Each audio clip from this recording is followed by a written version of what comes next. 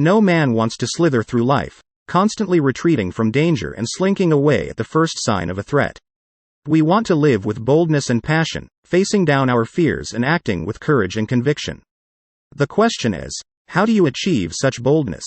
How do you build the kind of steel in your soul that permits? Here's one suggestion. Take a clue from Samuel the prophet. This man faced down kings, cowed foreign armies, and inspired courage in the wavering hearts of his people throughout his long life. And how did he do it? His mother named the central reason even before he could walk. For his whole life he will be given over to the Lord.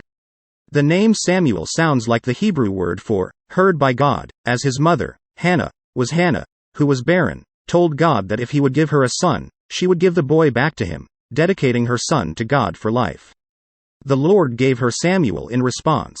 In turn, Samuel's parents placed Samuel in the custody of Eli the priest, in whose service the boy ministered before the Lord, and grew up in the presence of the Lord. As he matured, Samuel continued to grow in the favor with the Lord and the people. So seriously did Samuel take his relationship with God that the Lord himself called him a faithful priest, who would do what he wanted him to do. Right there we find out the secret to Samuel's boldness, unconditional obedience to God.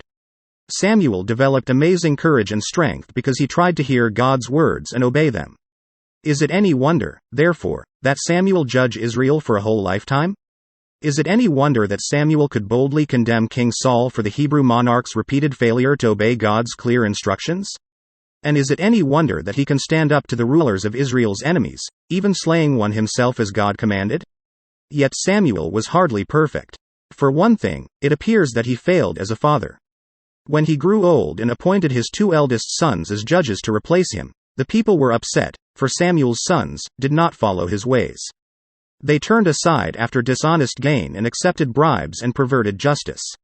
You might think Samuel would have learned a hard lesson from his mentor, Eli, the old priest, whose own two wicked sons who had died years earlier in an act of divine judgment. Yet somehow, this great man of God missed the lesson and made similar parenting errors with his own boys. In spite of Samuel's imperfections, God used him mightily as a leader for his people. Today, God wants to use you. Remember, we find great boldness and courage not